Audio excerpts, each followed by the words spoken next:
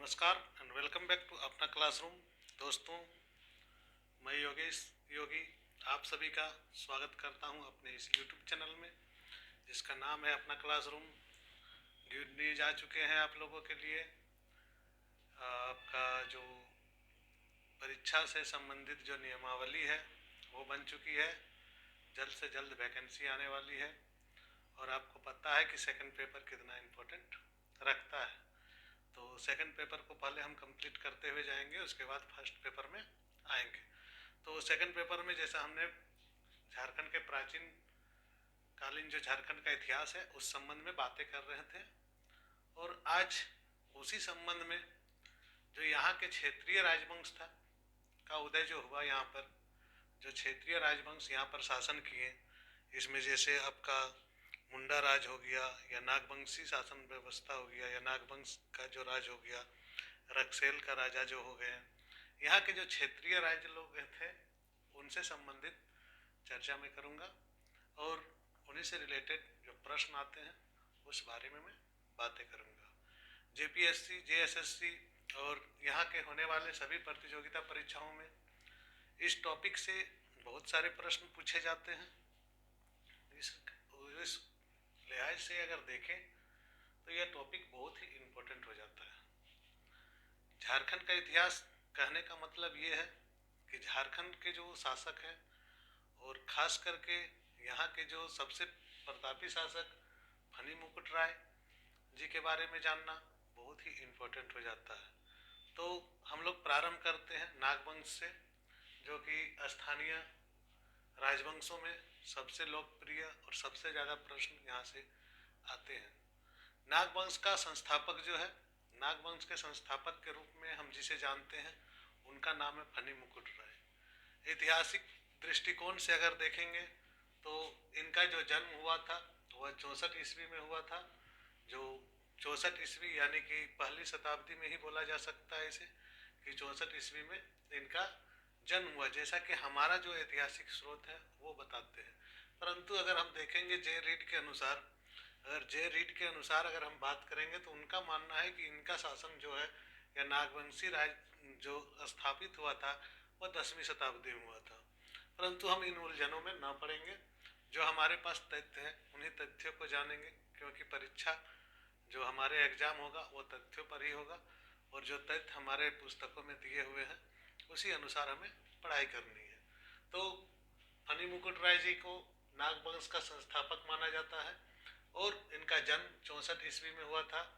83 ईस्वी में यह शासक बन गया, लगभग 19 या 21 वर्षों 20-21 वर्षों के आसपास में यह शासक बन गया, और 79 वर्ष तक लगभग इन्होंने शासन किया। इनका जो शासन था नागवंश का 83 ईस्वी में शासक बनता है, और 79 वर्ष तक जो है वह शासन यहाँ पर करते हैं। इनके जो पिता थे वह पुंडरीक नाग के नाम से जाने जाते हैं, पुंडरीक नाग, और माता का नाम पार्वती था। जो पार्वती जो है वाराणसी के ब्राह्मण कन्या थी, और उनके जो पिता है वह वाराणसी के इस ब्राह्मण कन्या से विवाह किए थे। इन्हें नागवंश का आदि पुरुष कहा जाता है। ये प्रश्न आते हैं कि हमारे झारखंड में नागवंश के आदि पुरुष के रूप में किसे माना जाता है, तो नागवंश का आदि पुरुष फनी मुकुट राय जी को कहा जाता है। इनकी राजधानी सुतियाम्बे थी। सुतियाम्बे को इन्होंने अपनी राजधानी के रूप में बनाया, और वहाँ जो अभी वर्तमान के रांची जिला है, और सुतियाम्बे जो है वहाँ पर एक सूर्य मंदिर का भी निर्माण इन्होंने करवाया था।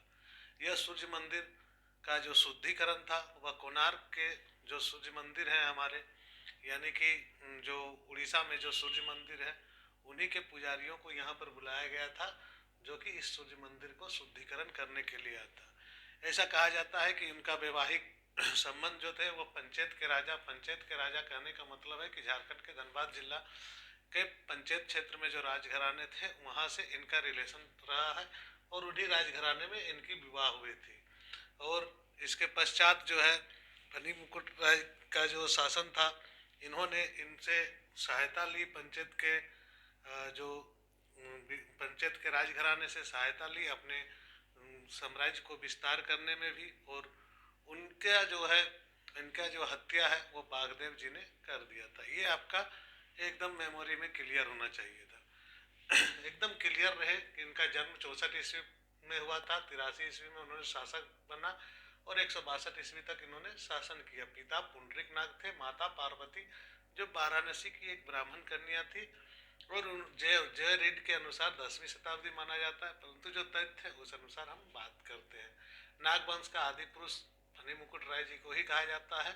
इन्होंने राजधानी को सुतियांबे में बनाया था अपनी राजधानी, और सूर्य मंदिर का निर्माण वहां पर किया था। सुतियांबे वर्तमान में रांची में है, और इनका जो वैवाहिक संबंध था वो पंचायत के राजघराने से हुआ था। बागदेव सिंह ने इनकी हत्या कर दी। इसके पश्चात 3 इनके भाई थे जो शासक बना था। ऐसा भी माना जाता है कि मुंडा राज के बाद नागवंश राज का स्थापना हुआ था। मुंडा राज के बाद नागवंश राज का स्थापना हुआ था, जिसमें अंतिम मुंडा राजा जो था मदरा मुंडा, जो अंतिम मुंडा राजा था मदरा मुंडा, और अन्य नेताओं ने मिलकर इन्हें जो है 64 ईस्वी में शासन जो इन्हें 83 ईस्वी में शासक के रूप में स्वीकार कर लिया था। तो इस प्रकार से हमारा जो फनी मुकुट राय का जो है संबंध जो झारखंड के नागवंश से है उस बारे में हम बात कर लिए। इसके पश्चात जो 3 राजा हुए उसमें से मुकुट राय, मदन राय और प्रताप राय आते हैं। सिर्फ एक इम्पोर्टेंट है प्रताप राय, क्योंकि उन्होंने अपनी राजधानी को सुतियांबे से चेंज करके चुटिया हस्तांतरित किया था। चुटिया भी रांची में ही है, जो वर्तमान में चुटिया है वही चुटिया की बात यहाँ पर भी की गई है, और वह रांची में ही स्थित है। यानी कि रांची का जो सुतियांबे स्थान था वहाँ से ट्रांसफर करके जो नई राजधानी बनाया प्रताप राय जी ने वह था चुटिया में।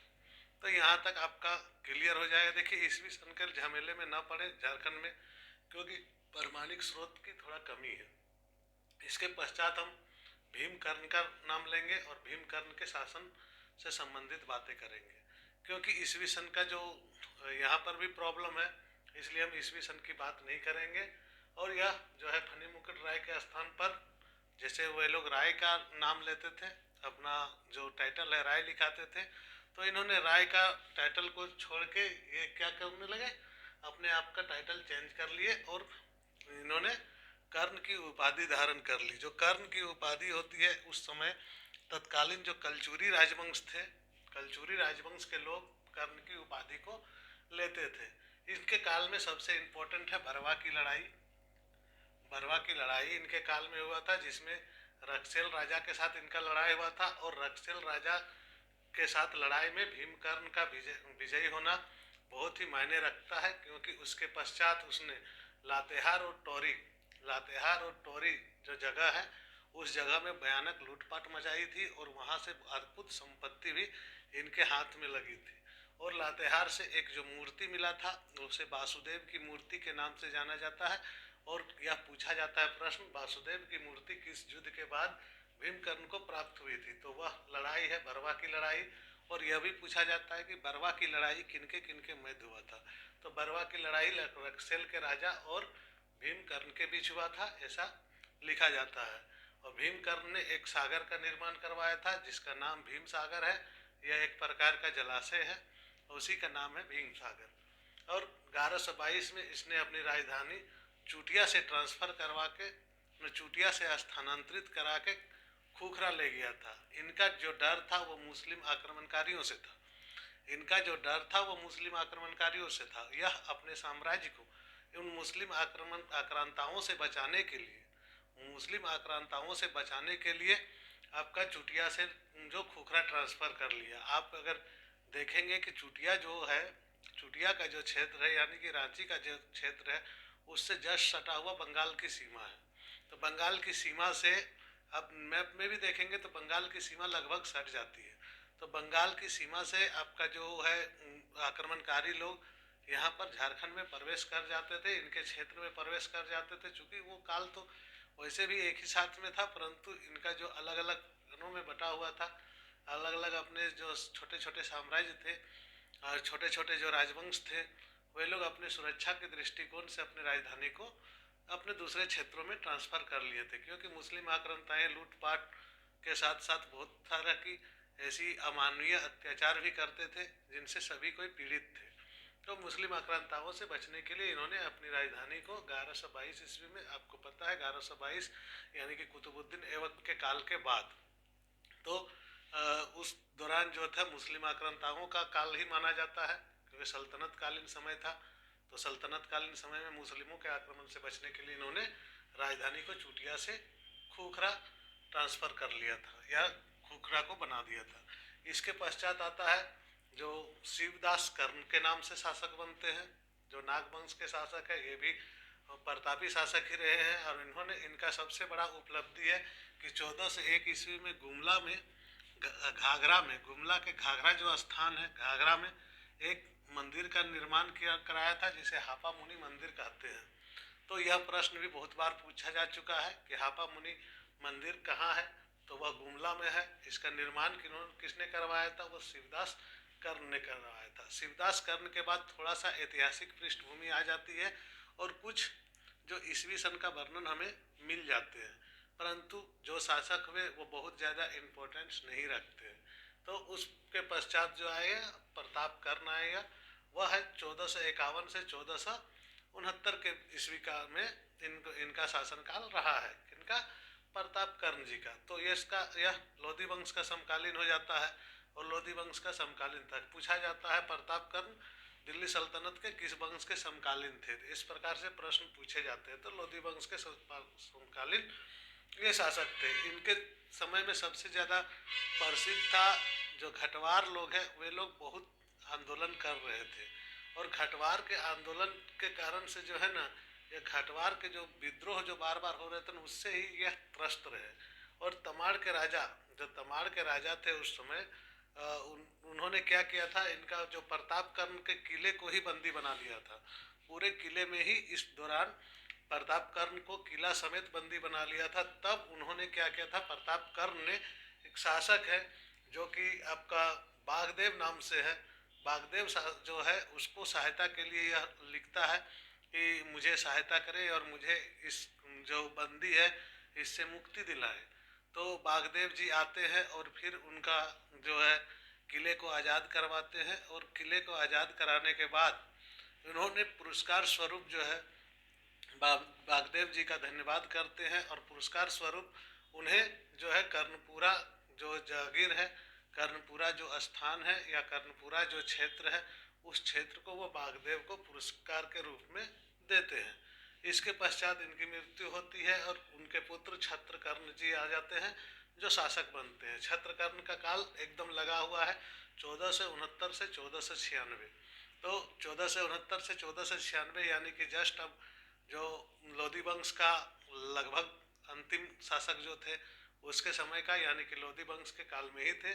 इसने जो है ना कोराम्बे में एक विष्णु की मूर्ति स्थापित की थी और इस दौरान जो धार्मिक आंदोलन था, यानी कि बंगाल में जो चैतन्य महाप्रभु का जो आपका क्या बोलते हैं, हरि कीर्तन वाला जो परंपरा था या संकीर्तन की परंपरा थी, इस दौरान इस क्षेत्र में बढ़ने लगी थी। तो इस क्षेत्र में जो आपका चैतन्य महाप्रभु का आगमन हो चुका था और अनेक जगहों में एक, आप ध्यान देंगे तो ठाकुरबाड़ी आप सुनने में टर्म मिलेगा आपको।